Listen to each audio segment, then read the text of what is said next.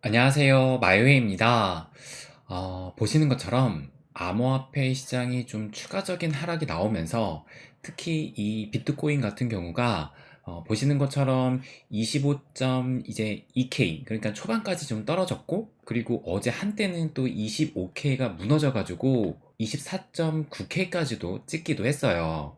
그러다 보니 이 알트코인들은 좀 더 이 하락세를 키우고 있는데, 그럼 과연 지금 이런 암호화폐 시장의 이런 흐름을 우리가 어떻게 바라봐야 되는지, 그것에 대해서 한번 좀 말씀을 드리겠습니다. 그리고 지금의 흐름이 과거의 어떤 흐름과 꽤 비슷하게 가고 있어가지고 그것을 중점으로 좀 말씀을 드릴게요.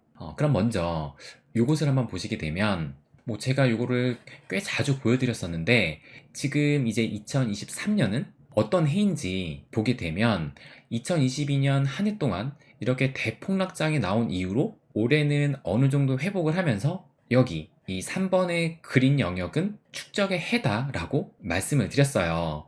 그러면 지난 사이클과 대입해서 보게 되면, 이때 2018년에도 마찬가지로 이렇게 큰 폭락장이 나왔고, 그 다음 해 2019년도에도 어느 정도 회복을 보이면서 이때 역시 3번 그린 영역의 축적의 또 해이기도 했습니다. 그렇다면 이 2019년에 비트코인의 흐름이 구체적으로 좀 어떻게 흘렀는지, 그것을 한번 좀 살펴볼게요.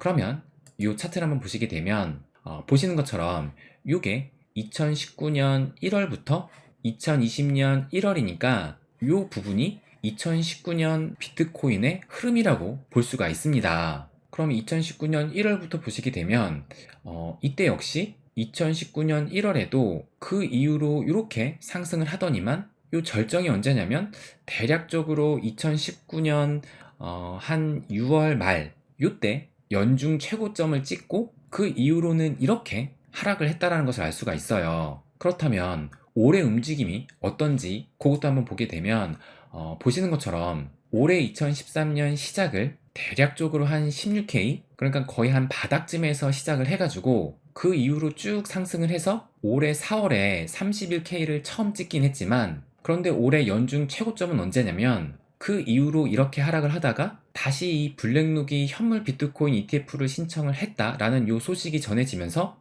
다시 이렇게 급등을 해가지고, 결국 이 연중 최고점은 언제였냐면 요때, 그러니까 리플이 약식 판결로 승소 판정을 받은 이후로 이 비트가 상승을 하면서 요때 7월 13일이 이 비트코인의 연중 최고점을 딱 찍게 됩니다. 그러니까 올해는 뭐 굴곡은 있긴 했지만 그래도 결국에 연초부터 올 7월까지 상승을 했다라는 것을 알 수가 있어요. 그리고 이때를 정점으로 해가지고 지금 보시는 것처럼 그 이후로는 계속 요 하락세를 보이고 있는데, 그런데 조금 전에도 보시다시피 2019년 역시 이때 6월을 연중 고점으로 해서 그 이후로는 이렇게 하락 추세에 놓였다라는 것을 또 알 수가 있습니다. 그렇다면 이때 2019년에 9월의 움직임이 어땠는지 그것도 한번 확인을 해볼게요.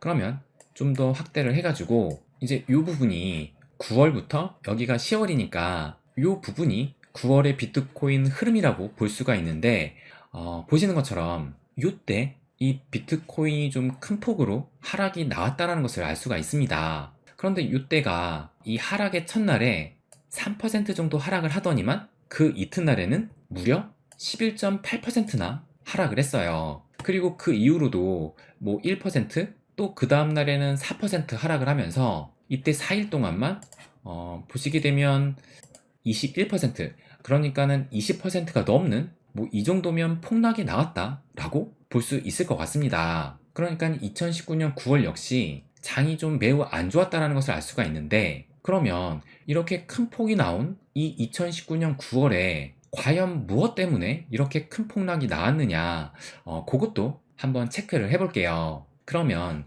그 당시에 이 기사를 한번 보시게 되면, 이거 보시는 것처럼 2019년 9월 27일 날 나온 기사인데, 비트코인 급락, 월스트리트 때문에 세 가지 이유라고 해가지고 이렇게 기사가 나왔습니다. 그래서 이 기사 내용을 좀 자세히 보게 되면, 암호화폐 대장주 비트코인이 큰 폭으로 하락을 했다라고 하면서, 하락이 시작된 9월 25일 새벽에는 2시간 만에 9,500달러에서 8,400달러까지 약 11.6%가 급락을 했다라고 얘기를 하면서 그 이유로 이 세 가지 이유를 뭐라고 얘기를 하냐면, 첫 번째는 CME 선물 만기 때문이다 라고 하면서, 이게 이제 무슨 말이냐면은, 여기 보시면 선물 만기 전에 트레이더가 자신의 실물 비트코인을 팔아서 선물 시장 가격 하락을 유도할 수도 있다라고 하면서, 그렇게 해서 비트코인 가격이 하락을 하게 되면 선물 숏 포지션의 가치가 올라가게 돼서 이익을 얻게 될 수 있고, 그렇게 해서 얻은 이익으로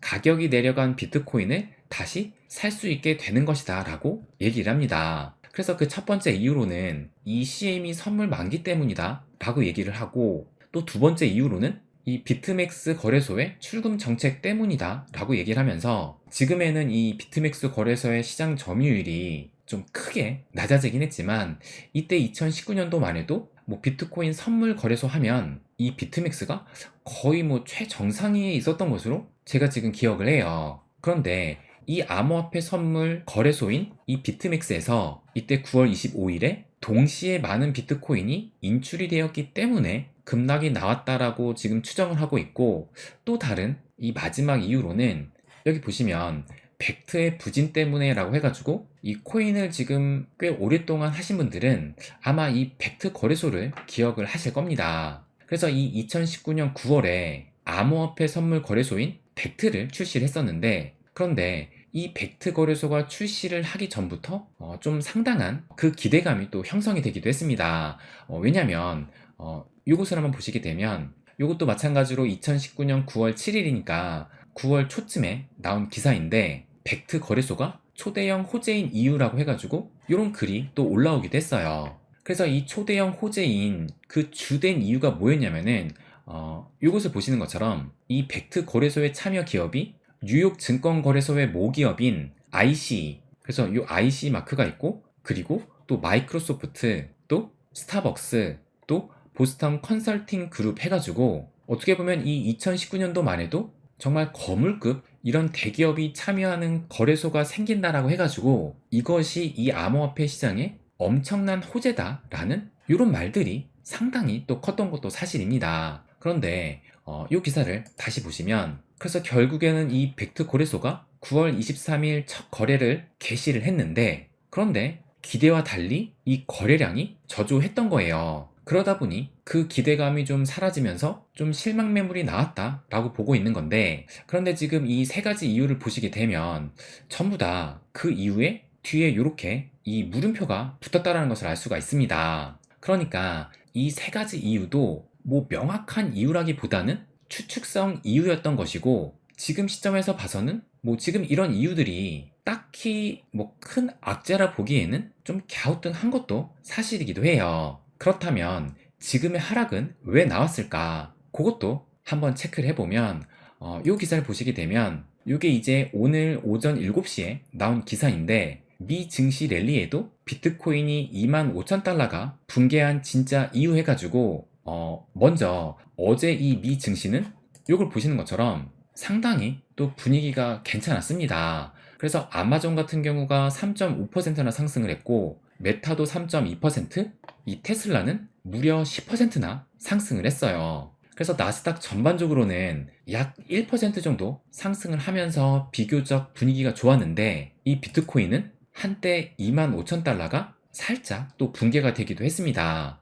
그런데 이 미디어에서 이번 하락의 그 이유를 지금 뭐로 보고 있냐면, 뭐 요 사진을 보면 또 알 수 있겠지만, 요 내용을 보시게 되면 FTX는 이르면 이번 주부터 보유하고 있는 암호화폐를 처분할 전망이다 라고 하면서, 이 경우 시장에 매물이 쏟아져 암호화폐는 약세를 보일 수밖에 없다 라고 하면서, 이에 따라 이날 암호화폐는 미국 증시가 랠리를 했음에도 일제히 급락한 것으로 보인다라고 이번 하락의 주된 원인을 바로 요 FTX발 매도 압력으로 보고 있다라는 겁니다. 그런데 제가 뭐 어제도 말씀드리기도 했었고, 그리고 이 소식이 지난 토요일에 저녁쯤에 갑자기 좀 확대돼서 나왔다고 말씀을 드렸어요. 그리고 이 소식이 지난 토요일날 최초로 나온 게 아니라 9월 4일날 나왔던 기사가 다시 한번 이렇게 큰 매도 압력이 올 가능성이 있다라고 좀 과장이 되면서 이 소식이 재생산 또 된 것이기도 합니다. 그래서 제가 이날 이 기사가 나오자마자 이 멤버십 회원방에는 제가 뭐라고 말씀을 드렸냐면은 저는 이것이 9월의 불안 심리를 자극하는 또 하나의 하락 재료 소식이지 않나 생각을 한다라고 말씀을 드리면서 실제로 이 암호화폐가 매도될 가능성은 크지 않다고 보고 대신 이것이 악재로 작용해서 이 시장이 하락할 가능성은 있다고 말씀을 드렸어요. 그래서 지금 요때 요 소식이 이때 기준으로 지금 몇 시간 전에 처음 소식이 전해진 만큼 이것이 얼마나 확산돼서 악재로 받아들여질지는 한번 지켜보자 라고 말씀을 또 드리기도 했습니다. 그런데 진짜 지금 이것이 이 하락의 재료로 사용이 돼가지고 이렇게 비교적 큰 하락이 또 나왔던 거예요. 그러니까 지금 이 FTX발 매도 압력은 솔직히 과장된 면이 매우 높다라고 생각을 합니다.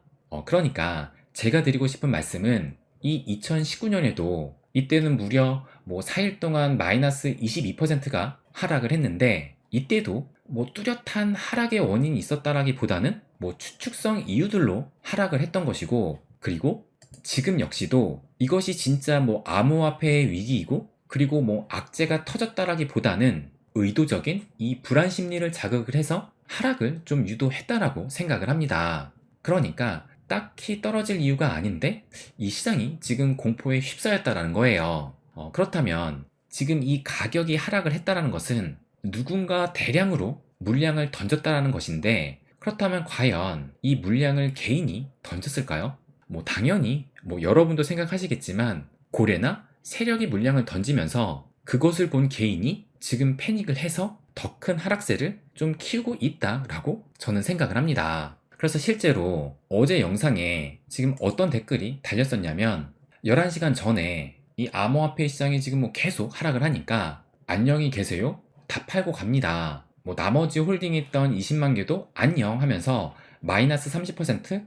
이 정도면 선방을 했다라고 이렇게 또 댓글이 달리기도 했습니다. 그러니까 결국에는 지금 이런 이 하락장을 견디지 못하고 이 개인들은 지금 패닉셀을 하고 있다라는 겁니다. 그러니까 제가 보기에는 내년 내후년을 앞둔 이 대세 상승장을 앞두고 이 세력과 고래들의 이 장난질이 이 9월을 틈타서 시작이 됐다라고 개인적으로는 이렇게 지금 보고 있다라는 겁니다. 그리고 결정적으로 이때 2019년과 지금 현재의 이 암호화폐에 대한 인식이 어떠냐면은 특히 이 기관들의 인식이 이 기사를 보시면 이 기사가 2019년 5월에 나온 기사인데 기사 제목이 리스크 관리의 대가인 레리 핑크 블랙록 회장은 글로벌 경제를 어떻게 볼까? 라는 이 기사에 이 내용을 보시면 이 비트코인 내용도 나옵니다. 그래서 뭐라고 하냐면 비트코인은 투기적인 상품일 뿐이다. 자금 세탁으로 악용되기도 하고 비트코인 같은 가상화폐는 기관 투자자들에게 사업 기회를 주지 않을 것이다. 그래서